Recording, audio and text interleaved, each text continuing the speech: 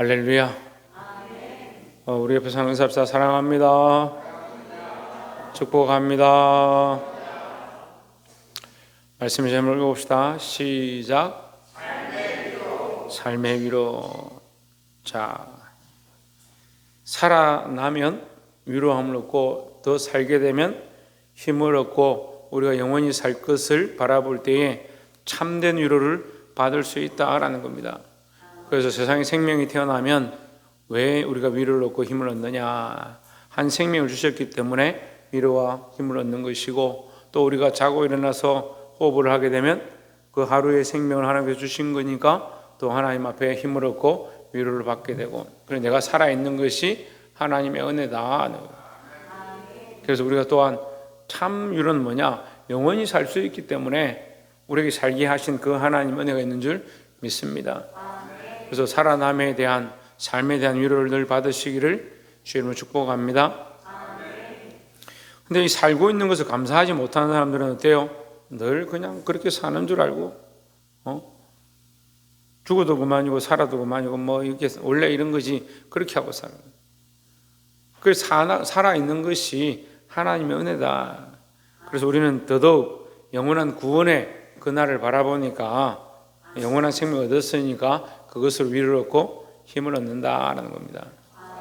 옆에 사람 봅시다. 우리는 영생을 얻었습니다. 온천이 기쁘냐? 기쁘냐? 안 기쁘냐? 응? 왜 안 기쁘냐? 우리가 뭘 얻었다 했는데 따라는 계속 하는데 무슨 말을 하고 있는지도 모르고, 박이사 뭘 얻었다고? 그래, 구원을 얻었지. 영원한 생명을 얻었지. 영원한 생명을 얻었으니까 어떻다? 기쁜 거죠. 영원한 생명을 얻었으니까 기쁘죠. 그냥 여기 앉아 있어서 멍하니 있어서 기쁜 게 아니고, 우리가 예수 그리스도로 말미암아 구원의 소망을 얻었기 때문에 기쁘다라는 겁니다. 근데 같이 교회를 다녀도 이 기쁨을 모르는 사람도 있어요. 왜요? 그거 자꾸 그 인식을 잊어버리거든요. 뭘 잊어버린다고? 오줌 좀 뭘 잊어버린다고? 두 번째 물으면 대답을 안 하나? 김지 뭘 잊어버린다고? 네, 구원의 기쁨을 자꾸 잃어버린다. 잃어버리지 마십시오. 늘 기억하시기 바랍니다. 사도행전 20장 1절에 소요가 그침에 했습니다. 소요가 뭡니까? 예, 그 마을에 지금 우상을 만들어서 장사하던 사람들이 있었는데, 사람들이 바울을 통해서 들어온 이 복음을 듣기 시작하니까, 예수님을 믿기 시작하니까 우상이 필요 없다 다 갖다 버리는 거예요. 그러니까 이러다가 우리가 굶어 죽겠구나. 그렇게 해서 어떻게 했냐? 사람들한테 선동을 해가지고 소유가 나게 만들었어. 그래, 이 회당을 관리하는 사람들 끌고 가고 믿음의 사람들 끌고 가서 죽이려고 하는데,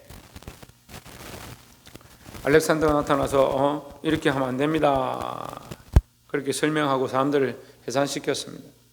그 해산이 해산되고 이 폭동이 잠잠해지고 나서 바울은 제자들을 불러 그러한 후에 작별하고 떠나 마게도냐로 가니라 하십니다. 뭘 권했겠습니까? 그렇게 해도 믿음 안에 붙어 있으라. 그런 환란이 닥쳐도 믿음 안에 붙어 있으라. 유지 어디에 붙어 있으라? 그래, 믿음 안에 붙어 있으라. 믿음 안에 붙어 있으라. 그 말을 권면했다 하는 거예요. 작별하고 떠나 마게도냐로 가니라. 2절에 그 지방으로 다녀가며 여러 말로 제자들에게 권하고 헬라에 이르러 했습니다. 자, 지금 바울이 헬라와 마게도냐까지 온 거죠. 그럼 이제 이탈리아에서 다시 돌아와 가지고 마게도냐와 헬라로 오고 다시 뺑 돌아서 어디까지 갑니까? 예루살렘까지 가려고 하는 겁니다. 지중해를 통해서 이 복음의 전파가 되어지고 있는데, 바울이 지금 방해를 받으니까 에베소에서 쫓겨나가지고 밀려서 와가지고 지금 헬라 마게도냐 지나서 다시 예루살렘 돌아가고 있는 그런 모습. 여러분을 보면 이렇게 가는 거죠. 이쪽에 프랑스, 영국이 있고, 이쪽에 이탈리아, 로마가 있고, 이쪽에 헬라가 있고, 여기 지중해죠. 거기에 이제 이 복음을 전하다가 다시 밀려서 예루살렘에 돌아가고 있는 중이다. 3절에 거기 석 달 동안 있다가 배 타고 수리아로 가고자 할 그때에 유대인들이 자기를 해하려 공모함으로 마게도냐를 거쳐 돌아가기로 작정하니 했습니다. 여전히 뭘 하냐? 바울을 죽이려고 하는 일들이 있다라는 거예요. 그럼 믿음으로 살면요 어려움을 당합니다. 그런다 할지라도 믿음을 버리면 안 되겠죠. 예, 어려움을 쫓아가면 안 돼요. 그 공격을 당하고 남들이 우리를 힘들게 하고 내가 믿음으로 살려고 하면 이것을 포기해야 되는데 그렇게 포기하면 안 돼요. 포기해야 될 것을 포기하고 예수 그리스도를 포기하면 안 된다 이 말이죠. 4절에 아시아까지 함께 가는 자는 베레아 사람 브로의 아들 소바드와 데살로니가 사람 아리스다고와 세군도와 드베 사람 가이오와 및 디모데와 아시아 사람 두기고와 드로비모라. 이제 무리가 많이 늘었습니다. 5절에 그들은 먼저 가서 드로아에서 우리를 기다리더라 했습니다. 여기 우리가 나오죠. 갑자기 지금 바울 얘기를 한참 하고 있다가 갑자기 우리라는 단어를 쓰는 거예요. 그러면 바울이 혼자가 아니다 말이죠. 그럼 여기 우리라는 말은 바울을 포함하기도 하고 바울을 포함하지 않기도 합니다. 그럼 이 우리라는 단어를 쓰고 있는 사람은 누구냐? 그런 고민이 되겠죠. 누군가 이걸 보면서 바울이 이렇게 했다, 누가 잡혀갔다 이렇게 막 적고 있겠죠. 그래서 같이 함께 이렇게 이 사람들이 가다가 우리를 기다리더라, 우리가 와보니까 우리를 기다리더라 이렇게 하겠죠. 우리는 여기에 누가 우리냐? 누가입니다. 누가 우리냐? 누가입니다. 누가. 마태 마가 누가 할 때 그 누가라는 사람이 지금 이 사도행전을 기록했거든요. 그러니까 이 누가가 사도행전을 기록하면서 바울의 이 행한 사실들을 설명하고 있는 거예요. 우리를 기다리더라 할 때 우리 그 얘기죠. 6절에 또 나옵니다. 우리는 무교절 후에 빌립보에서 배를 타고 떠나 닷새 만에 드로아에 있는 그들에게 가서 이래를 머무니라. 드로아에 갔죠. 7절에 안식 후 첫날에 첫 주간의 첫날에 우리가 떡을 떼려 하여 모였더니, 떡을 뗀다는 게 뭐요? 뭐 시루떡을 만들어 가지고 나눠 먹고 백설기 만들어 나눠 먹는 그런 떡을 떼는 게 아니라, 떡을 뗀다는 게 뭡니까? 말씀을 뗀다고요? 성찬식이죠. 떡을 뗀다는 말은 모임을 할 때마다, 우리는 지금 그렇게 많이 안 하고 있는데 이제 회중이 많아지니까 이게 힘들어서 그렇죠. 원래는 예배 드릴 때마다 모여서 떡을 떼고 포도주를 나누고 그러면서 뭐라 합니까?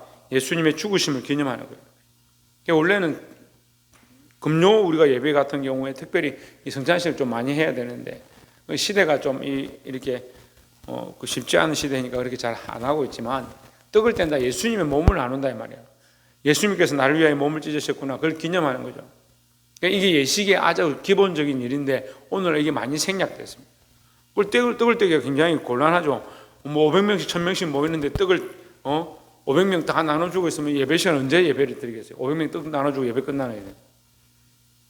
그런 게 많이 생략되었는데 우리는 기억해야 됩니다. 우리의 예배는 물론 말씀을 듣는 것이 영적인 의미고, 육적으로는 떡을 떼면서 그리스도께서 나를 위하여 이 몸을 찢으셨구나, 포도주를 나누면서 예수님 나를 위해 이 피를 흘리셨구나, 늘 기억해야 된다는 거죠. 떡을 떼려 하여 모였더니 바울이 이튿날 떠나고자 하여 그들에게 강론할 새 말을 밤중까지 계속하며 했습니다. 바울이 말씀을 나누는 겁니다. 우리는 모여서 뭘 나눠야 되냐? 말씀을 나눠야 된다는 겁니다. 그래서 이 말씀을 나누는 것이 꼭 떡을 떼는 모습과 연관이 되죠. 예수님이 나를 위해 이 몸을 찢으셨습니다 하는 이것은 곧 예수님이 우리에게 전해주신 이 복음의 말씀을 함께 나눠야 한다 이 말이죠.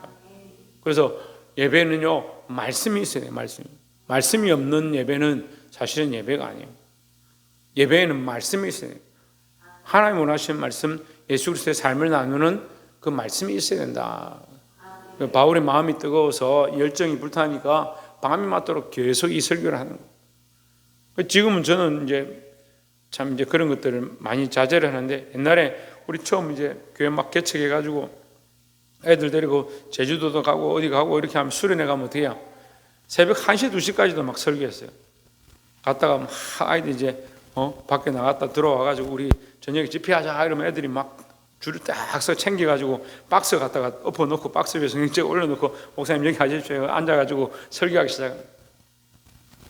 11시부터 막 설교해가지고 1시, 2시까지 설교하고 밤에 또 기도하고 막 그리 뜨거웠어요. 그때는 또 체력도 됐고.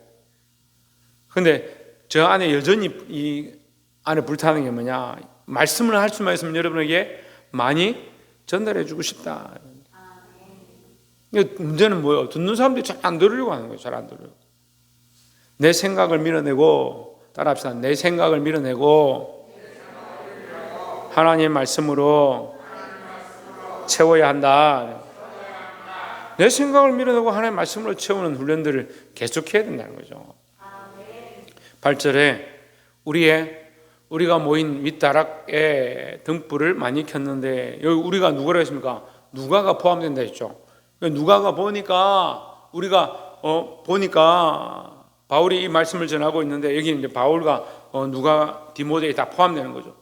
그 누가가 내가 봤었다, 내가 본 것을 기록한다 이 말이에요. 우리가 모인 윗다락에 등불을 많이 켰는데, 불을 왜 많이 켰느냐? 졸지 말고 말씀을 똑바로 들으라고 불을 켰죠. 9절에 유두고라는 청년이 창에 걸터 앉아 있다가 깊이 졸더니 있습니다. 그 청년이 졸았습니다. 말씀을 듣지 않고 조니까 문제가 되죠. 바울이 강론하기를 더 오래 하매 졸음을 이기지 못하여 3층에서 떨어지거늘 일으켜보니 죽었는지라 했습니다. 말씀을 듣다가 죽으면 이게 참 덕이 안 되죠. 말씀을 똑바로 들어야 되는데 무슨 말을 하는지 모르고 아침에도 영적 벙어리 돼서 얘기했는데 오후에는 지금 영적 졸음자들 얘기해요. 잠자고 있어요. 예배 시간 앉아있는데 다 정신이 딴 데가. 조희찬 정신 차려라. 말씀을 똑바로 들어야 됩니다. 깨워서 말씀을 들으시기 바랍니다. 떨어져 죽었다, 덕이 안 되는 거죠. 10절에 바울이 내려가서 그 위에 엎드려 그 몸을 안고 말하되 떠들지 말라, 생명이 그에게 있다 했습니다. 생명이 하나님 완전히 데려가셨으면 방법이 없는데 아직 생명이 남아있으니까, 호흡이 남아있으니까 하나님 기도하자 이 말이에요.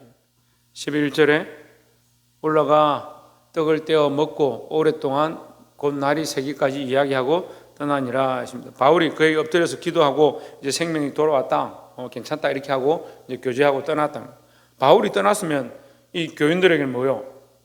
즉 우리에게 말씀을 전할 사람도 가버리고 이 아이를 위해서 기도해 줄 자도 가버리고 이렇게 볼 수 있는데, 12절에 뭐라고 하냐면 사람들이 살아난 청년을 데리고 가서 적지 않게 위로를 받았더라 했습니다. 그럼 저는 때는 그런 생각이에요. 제가 이제 나이가 들어서 65세, 70세에 가까이 되면 제가 60 넘으면 선교를 가려고 계획을 했는데, 지금 보니까 참 제가 60 넘어서 이 강건함이 유지될지 그것도 걱정이에요. 어쨌든 건강해야 이 선교도 계속할 수 있는데, 그럼 제가 선교하러 가면 교회는 어떻게 하냐? 이런 걱정도 있어요. 근데 여러분, 제가 잊고 떠나고 이게 중요한 게 아니고 뭐가 중요합니까? 여러분이 말씀을 듣고 살아나는 게 중요해요. 말씀을 듣고 살아날 사람이 없다 그러면 전하는 저도 문제가 있는 거고 듣는 여러분도 문제가 있는 거예요. 그 제가 없으면 다른 사람이 왔어라도 이 말씀을 전하겠죠.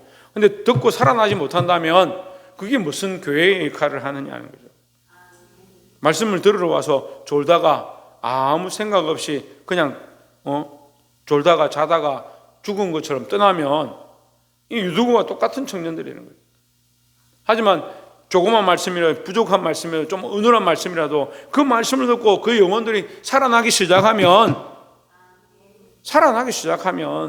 아름다운 교회가 된다라는 겁니다. 살아나시길 바랍니다. 그 살아나면 위로를 받는다. 한 사람이 살아나면 그 사람을 통해서 많은 사람이 위로를 받는다는 거예요. 한 영혼이 살아나면 그 사람을 통해서 교회가 위로를 얻고 그 사람을 통해서 그 가족들이 위로를 얻고 힘을 얻게 된다는 거죠. 그런데 와서 말씀을 듣고 다 자고 있고 영적으로 자고 있고 육적으로도 자고, 영적으로 자는 거 육적으로 연결되니까 영적으로 상태가 안 좋으면 또 육적으로 자는 졸아요.